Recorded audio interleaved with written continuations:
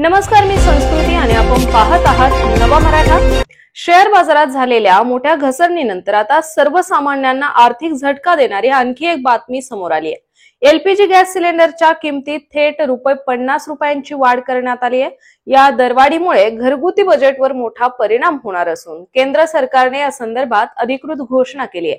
केंद्रीय पेट्रोलियम मंत्री हरदीप सिंग पुरी यांनी 8 एप्रिल पासून लागू होणाऱ्या नव्या दरांची माहिती दिली। यानुसार 14.2 किलो वजनाच्या घरगुती सिलेंडरसाठी आता ग्राहकांना ₹853 मोजावे लागणार आहे। आधी हा दर ₹803 होता।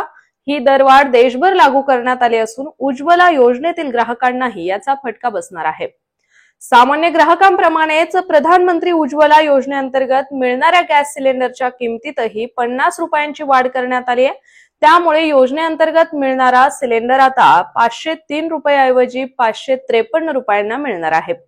तसेच या संदर्भात केंद्रीय मंत्र्यांनी सांगितले की दर 2 ते 3 आठवड्यांनी गॅस दरांचे पुनरावलोकन केले जाते। आंतरराष्ट्रीय बाजारात कच्च्या तेलाच्या किमती वाढत असल्याने ही दरवाढ अनिवार्य झाली आहे। मात्र सामान्य नागरिकांवर याचा फारसा भार पडू नये यासाठी उत्पादन शुल्कातील समायोजन करता येणार आहे। इंडियन ऑइलच्या संकेतस्थळावर दिलेल्या माहितीनुसार 8 एप्रिल पासून विविध शहरातील एलपीजी दर पुढील प्रमाणे असणार आहे। तर पाहूयात।